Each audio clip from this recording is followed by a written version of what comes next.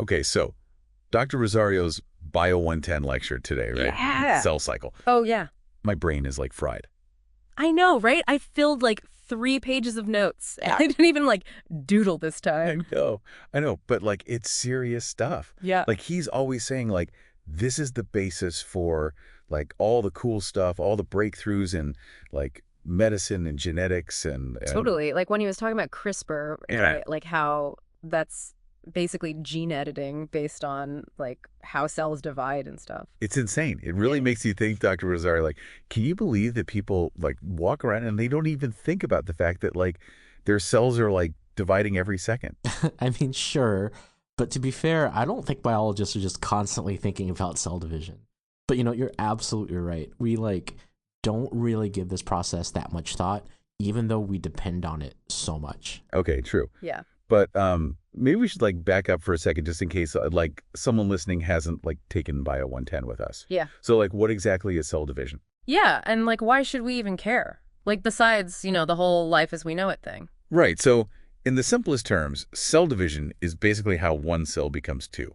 And so for like single-celled organisms like bacteria, that's basically how they reproduce. They just make a copy of themselves and then boom, you have two identical organisms. Wait, so is that like cloning then? Essentially, yes. So like every time a bacteria divides, it's making like a little clone army? Yeah, they're genetically identical offspring. But for multicellular organisms like us, it's a little different. We use cell division for growth, repair, replacing old or damaged cells. So like when I get a cut and then my skin heals, that's cell division doing its thing. Exactly. Oh, wow. Or like, you're shedding skin cells constantly. Yeah. Cell division is how your body replaces those. Okay. That's amazing, but also kind of gross. I mean, I could see that. Thinking about dandruff and skin flakes, maybe that might kind of creep you out a little bit, but it's actually essential to the functioning of our skin, the functioning of our bodies. We continually lose some of these cells to the environment.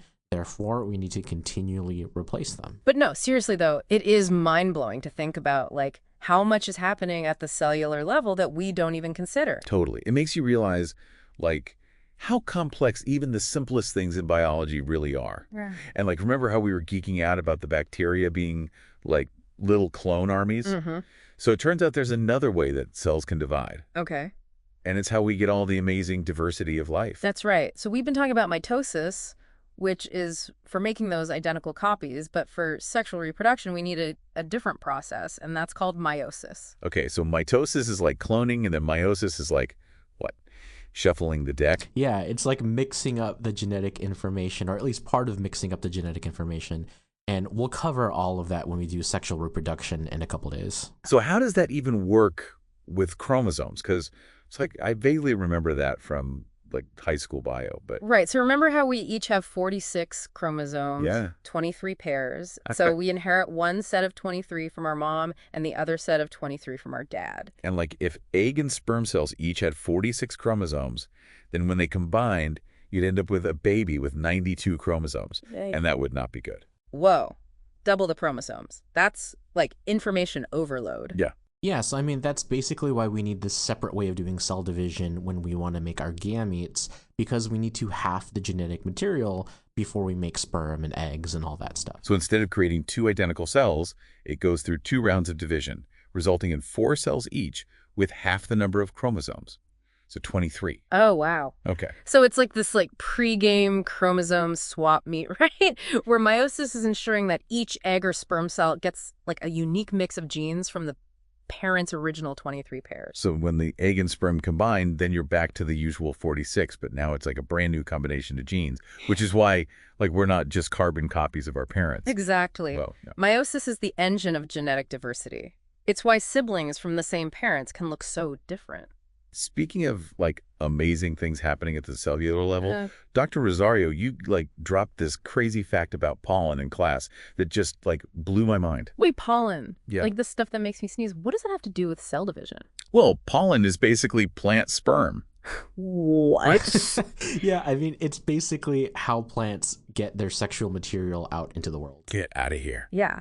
And each pollen grain is produced through meiosis, so it carries a unique mix of the plant's genes. No way. So like when a bee lands on a flower, it's basically like playing this like microscopic game of genetic matchmaking. Exactly. That's why we need bees, folks. They're not just making honey, they're facilitating plant reproduction, which ultimately affects our entire ecosystem. Yeah, like don't even get me started about bees. I mean, I like honey, but also they're really important for agriculture and again for pollination. Okay.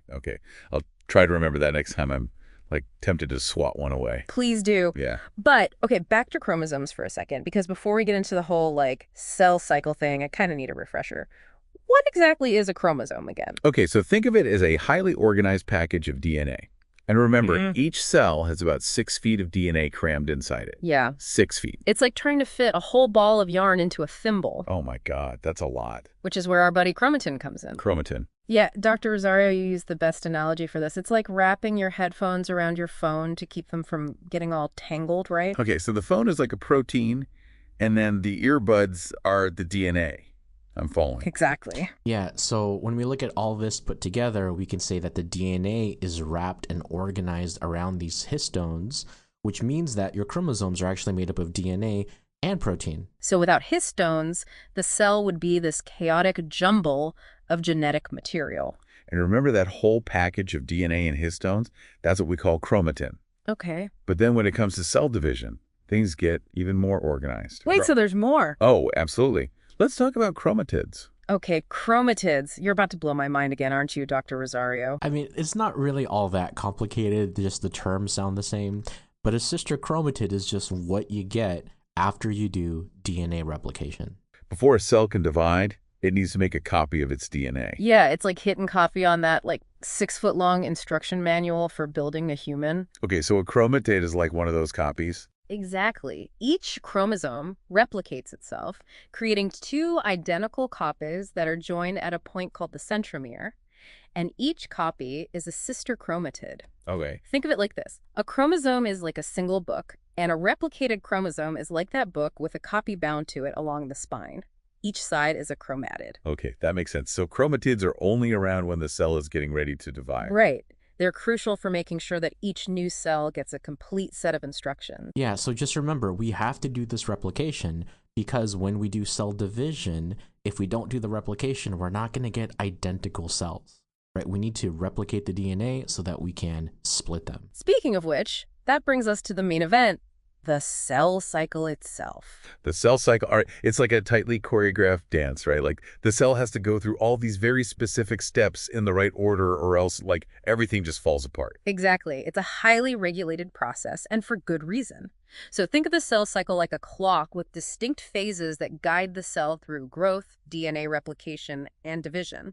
And just like any good clock, there are checkpoints along the way to make sure everything is running smoothly.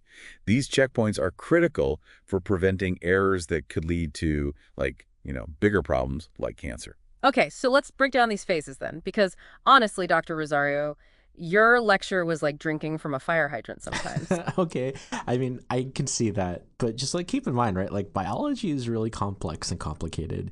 We're just talking about the basics here, and even that, as you can tell, is a lot. So we've got interphase, and then within interphase, there's G1, S, and G2, and then there's mitosis, and then off in its own little zone is G0. Did I get that right? Excellent recall. Okay, good. So interphase is where the cell spends most of its time just growing and prepping for division. Right. G1 is like the first growth spurt. Then S phase is where DNA replication happens. That's where our chromatid buddies come in. Then G2, there's more growth. So during S phase, the cell is basically like making a backup copy of its entire genetic library. Exactly. And remember, this is where we make our sister chromatids, right? We do the synthesis, we make copies, this is replication, and we get basically double the DNA for all the chromosomes we have in the cell. And once that's done, the cell has to do a quality check to make sure those copies are accurate before it even thinks about dividing, and that's where the checkpoints come in. Yeah, the G1 checkpoint, that's like the bouncer at a club. It's the point of no return. If the cell isn't big enough, or if its DNA is damaged, or if there are just too many cells around already, the G1 checkpoint will stop it in its tracks. Oh, wow. And if it doesn't pass, what happens then?